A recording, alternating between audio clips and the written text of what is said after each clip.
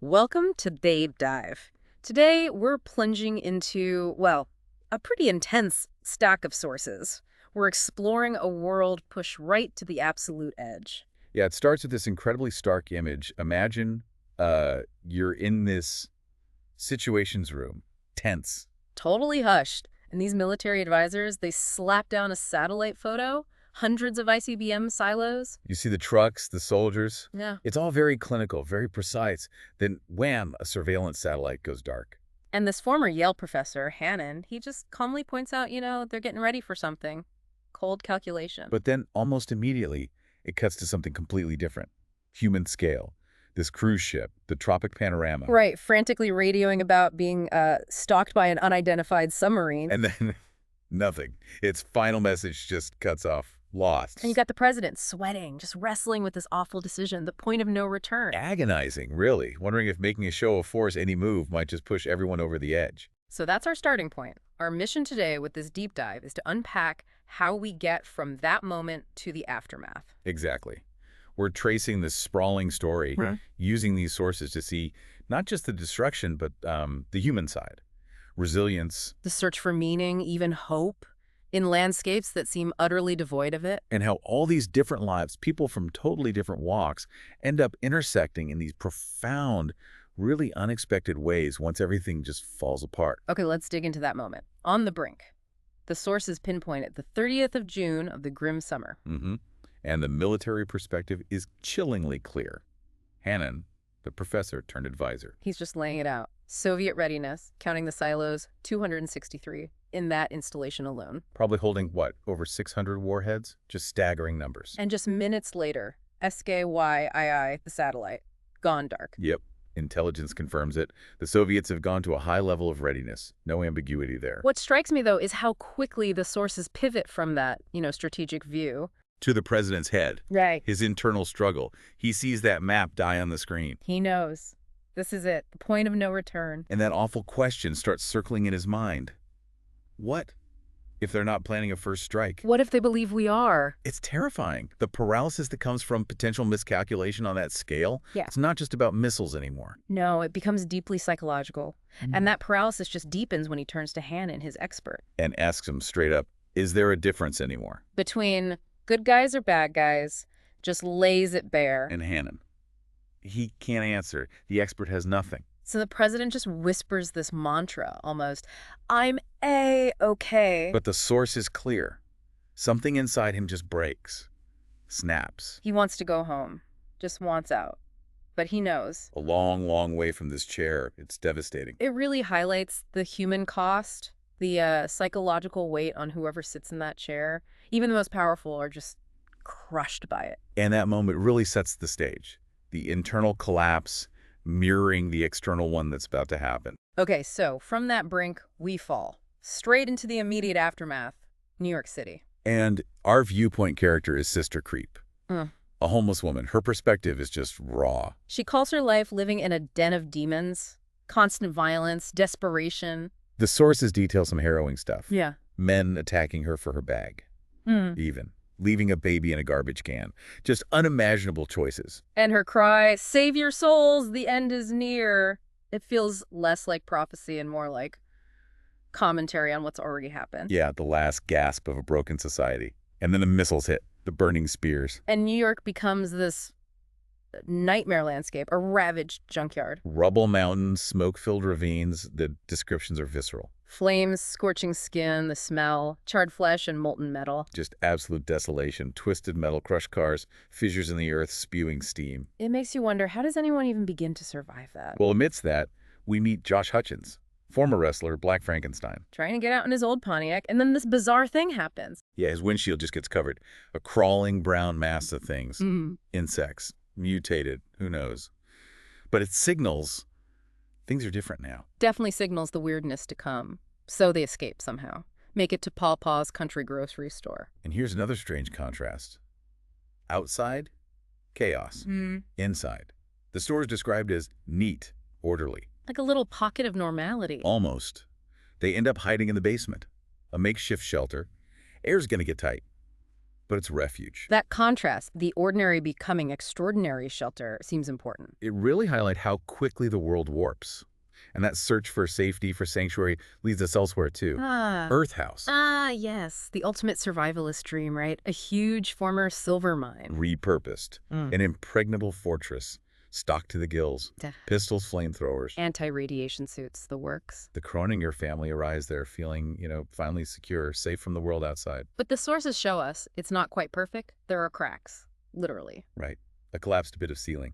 Exposed chicken wire. Dripping water. Subtle signs. But maybe suggesting that even the best laid plans, the strongest walls, might not hold up. Or that the real dangers aren't always the ones you build walls against. It's symbolic, I think. these cracks mirror the emerging problems, the flaws in this new world. Exactly. And speaking of emerging problems, we get introduced to one of the most sinister figures, the man later called Friend. Also Lord Elvin, Yep. and the source calls him the man who liked movies, which is creepy. Super creepy. We'll stick with Friend maybe for clarity. Yeah. But the multiple names hint at something slippery about him. His detachment is what gets me, watching these scenes of utter terror, bombings, massacres. And admiring his own cameo in the footage, like Yeah. it is a movie. Chilling, and he's after this glass thing and talks about wanting to party down. Yeah, it's a glimpse into a kind of post-collapse psychopathy, a new flavor of evil thriving in the chaos. But then, contrasting that darkness, we have Sister Creep again, and she finds something. Right, almost by accident. This Mhm. piece of glass the size of her fist, Yeah. melted, fused, with rubies embedded in it. And it changes, becomes something more. It starts to glow, a pulsating ring of light.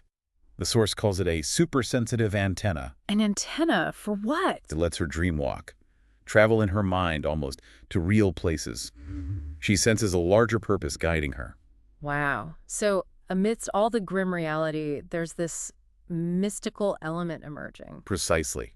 Like the breakdown of the old world cracked open something else, a different kind of reality maybe. And Sister Creep isn't the only one experiencing something strange. There's Swan. Yes, Swan. Her connection seems to be with life itself, with the earth. Back in Pawpaw's basement, remember, the green shoots growing through the dirt in the shape of Swan's body. Incredible image. And later an apple tree just bursts into bloom near her, miraculously. With her name burned into the wood. Yeah, it's like she has this power to bring life back, to heal the dead earth. That's a powerful symbol of hope. But like you said, anything powerful becomes... A target, exactly. Yeah. Which brings us back to Earth House and Colonel Macklin. His story takes a dark turn. The sources describe his physical decline, mental decline, too. He injures his hand badly, becomes obsessed. His mantra, discipline and control. And he creates this group, the Army of Excellence, the AOE. Brutal, ruthless, his own twisted vision of order imposed on the chaos. It's power corrupting, absolutely. And Roland Kroninger, the son from the family who arrived seeking He safety. gets drawn in, becomes Macklin's King's Knight, descends into violence himself. And Roland has this weird vision. God is mainframe computers. Yeah, it's bizarre, but telling, maybe. In the absence of old structures, people grasp for any kind of order. Even cold, calculating machines seem like a form of control of godhood in that chaos. It shows how desperate that search for meaning, for any kind of order, becomes. Definitely. So all these threads, Sister's journey, Swan's power, Friend's manipulations, Macklin's army, they start to converge. We follow Josh, Swan, and eventually Sister Creep joins them. They're heading towards a place called Mary's Rest. Initially, there's nothing special. Just a desolate little town, weather-beaten clapboard shacks. Pretty grim. But Swan's presence, it changes things there, doesn't it? Dramatically. The nearby cornfields, totally dead, they start to come alive again. Apples literally rain from the sky near her, providing food, hope. It sparks something in the survivors there. A communal effort. They start building a defensive wall, logs and ice. So a fragile community is forming based on hope, on Swan's gift. Organic. Yeah, a real bottom-up kind of rebuilding. Very different from Macklin's top-down control. But that community becomes a target itself. Inevitably, the AOE is on the march, led by Macklin. But we learn Friend is pulling strings behind the scenes. And they're coming for Mary's Rest, not just for supplies, right? No, Friend wants Swan. He sees her power, the ability to create food, as the key to ultimate control. All the food it needs. So he's manipulating Macklin and the AOE to get her. Exactly.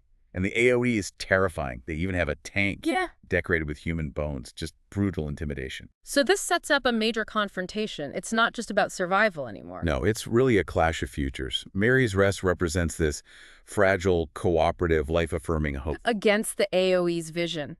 Militaristic, authoritarian, rebuilding through force.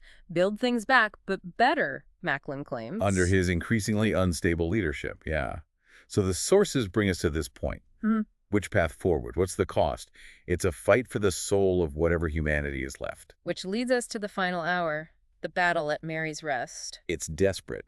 The sources emphasize the defenders' bravery against, completely overwhelming odds. The AoE assault is just devastating. The wall they built collapses. It descends into chaos, a blur of confusion, intense fighting. The community is pushed to its absolute limit. Meanwhile, Josh and another character, Robin, they manage to break out. Yeah, they head for the AoE's headquarters, this place they call the Realm of God. Which turns out to be an underground facility with an old computer. Exactly.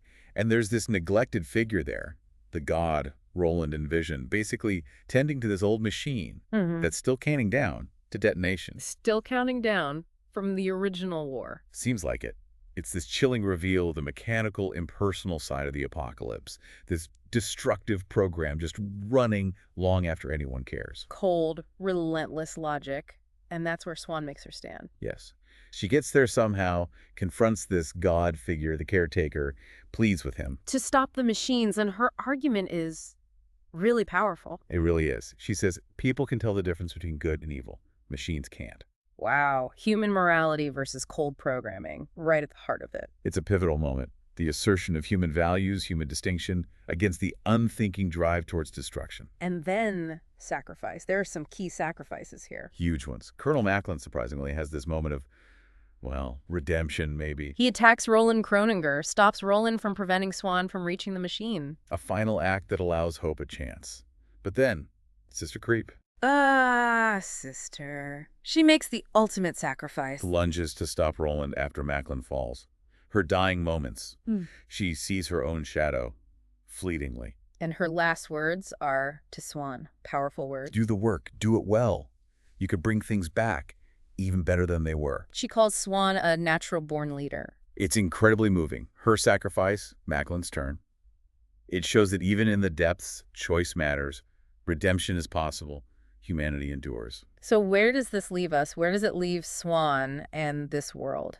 The sources end with Swan fully stepping into her role. Identified now as the daughter of ice and fire. Embodying life, endurance. She's not just healing the land, bringing back the green shoots. She's inspiring people, giving them a reason to hope, to rebuild. Her vow to bring the earth back, field by field. And the stories about her start to spread, whispers across the wasteland. She's got the power of life in her, and she's waking up the earth. A seed of hope planted in the ashes, a powerful end image. Absolutely. This whole deep dive, pulling from these different narrative threads, it shows us so much. More than just the horror of the end. Yeah, it shows the incredible adaptability of people. The fight to survive, obviously, but also the drive to find new ways to connect, new forms of power even, maybe magic. And how hope persists, even when everything seems lost. It really does. The fundamental drive for renewal, for community, seems incredibly hard to extinguish. Which leaves us with a pretty big question to ponder, doesn't it? I think so.